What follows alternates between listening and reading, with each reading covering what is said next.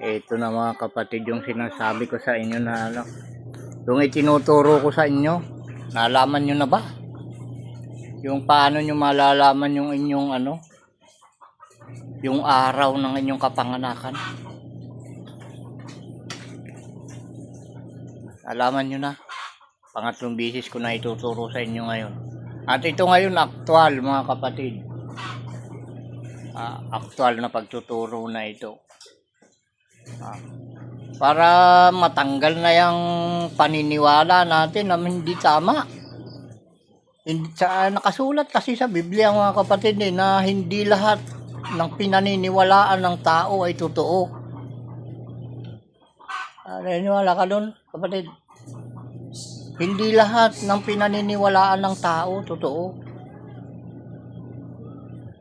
Ang totoo lang mga kapatid, yung mga utos ng ating Ama at yung mga bagay na mayroong ebidensya o patunay, yun yung mga totoo. Marami kasi sa atin nagsi-celebrate o ginaganap yung kanilang mga birth date. Yun ang yun yung hindi nawawala date talaga mga kapatid Ang date, di ba, yun yung pizza mga kapatid. Yun yung hindi nawawala. Yun yung hindi nakakalimutan. Pero yung araw mga kapatid, hindi taon-taon lumalabas yan sa ating birthday. Pero tayo, isang beses lang tayo ipinanganak, nakasabay ang pizza at ang araw. Diba mga kapatid? Isang beses lang ang tao ipinanganak. At yan ay nasa eksaktong araw at pizza. Yun yung original mga kapatid. Kagaya nito ngayon, itinuro ko na nga sa inyo paano malalaman kung anong araw kayo ipinanganak. Dahil marami ang nagsiselebrate niya ng kanilang mga kaarawan nakalagay do sa tarpaulin mga kapatid happy birthday, ika nila. Lolo, 56 anniversary. Ayan, happy birthday daw nakalagay, di ba? Napakalaki, happy birthday. Pero ang totoo, hindi nakalagay yung day. Yung date lang ang nandun, di ba? Pag sinabi kasi birthday, ay dapat ang nakalagay day. Hindi yung date lang. Naunawaan nyo mga kapatid? Sinasabi ko sa inyo na hindi lahat ng pinaniniwalaan ng tao ay totoo. Yun napakalinaw na mali Yung ganong tradisyon. Ganong gawain. Aba, sinusulat naman, happy birthday. Ika niya, date naman ang nakalagay. Yung day, hanapin mo, wala. Wala, pagmasdan yung mga kapatid. Ito sinasabi ko ngayon, yung mga nagbe-birthday ngayong araw na ito dahil marami nga akong kasabay.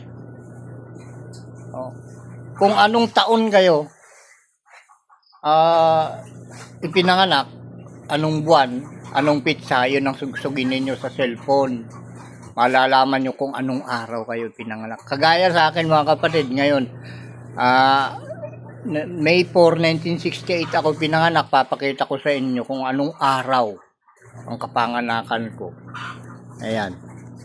Ito, ayan yung ay padatan tawag dito.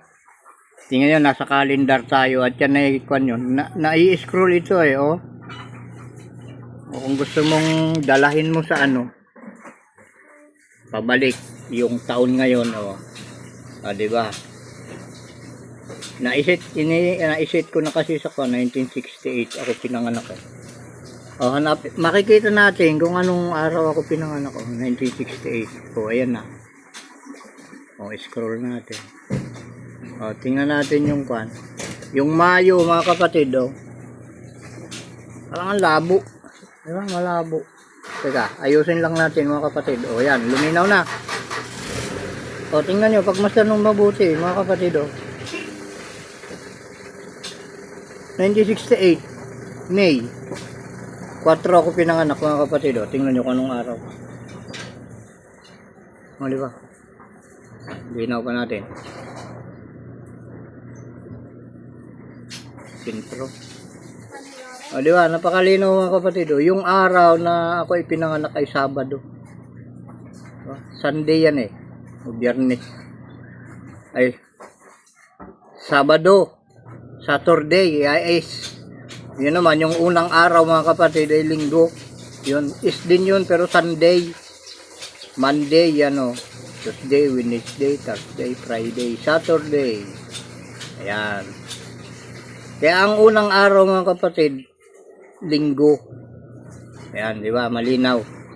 Ang unang araw ng bawat buwan, Linggo. O kahit yung June, tingnan nyo mga kapatid, yung unang araw, Linggo din. Kaya yung ikapito, ng araw, ayan, Sabado. Di ba? Malinaw mga kapatid. Ayan. Alam nyo na mga kapatid kung saan nyo makikita.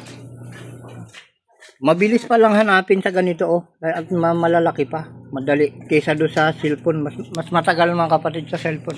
Ito na ang bintahin ng ganitong gadget. Pag ganitong mga bagay, ang dali mong hanapin. Ayan lang mga kapatid.